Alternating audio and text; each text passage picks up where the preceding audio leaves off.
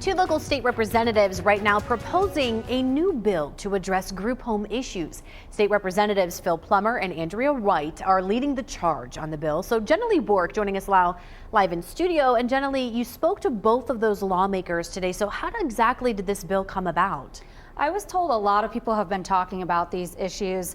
They tell me they've been hearing from people in their districts about multiple problems with juvenile group homes and the foster care system. Representative Plummer says it's not a new issue statewide, but it's newer to our region because so many have opened here in Montgomery County.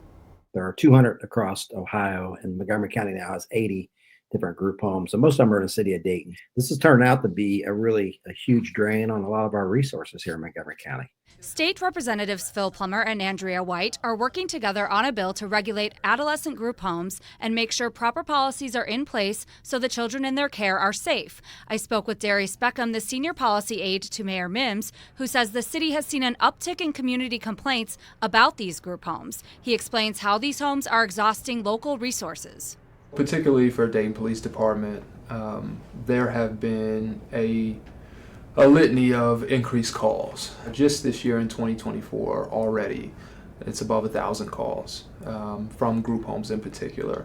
Beckham says local hospitals, juvenile courts, and schools are also having to respond to the increased need in services. So how do these group homes operate and who owns them? They appear to be a small business. So people are buying houses because we have affordable housing here, and they're just popping up these homes, and government's paying between $200 and $1,200 a day per child, depending on the child's needs. So it can be very lucrative. Plummer and White say the independent nature of these homes explains the lack of oversight, and that's why guardrails need to be put in place. White explains some of the bill's specifics and how it will help correct the problem. During the application process, the group home small business person would have to notify the community and abide by all of their zoning regulations. We're also looking at expanding training for providers of group homes as well as their staff. We need the ability for the State Department to have an immediate license suspension if something is not going right.